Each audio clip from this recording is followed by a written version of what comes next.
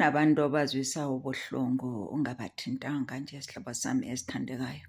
Kuba khona kwakho emhlabeni kuyabahlukumeza ngendlela eyisimangaliso.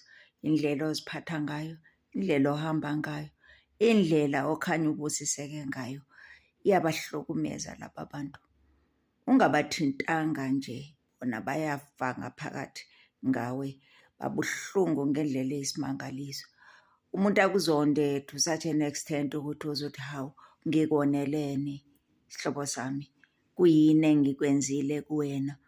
Ngicela uxolo uma kunalapho ngikuthinte khona ongathintwa khona.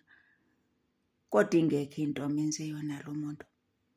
Uvele nje ukuthi akubone nje kuba yi-threat nje ukuba kwakho nje. Even akuthole usekhaya nje uzigqokela ama-ovalori akho ungashenanga ungacecile. Azi ubuhlungu athi ya namhlanje ngimtholile nje engagezanga engamuhle wothi ngishuthe isithombe naye. Uphume ngama-ovalori akho nje umuhle ukudlula yena aphinda azenze i-Foxguy nje. Kodwa wena uphume umuhle nje ngoba nje wena into ekwenza ube muhle ngulo muntu ohamba naye. Nguye lo muntu akukhotha njalo nje ohamba naye, igama lakhe linguJesu Kristu. UJesu Kristu phela uyakhothana sihlobo sami, ukwenza ube muhle ngendlela eyisimangaliso.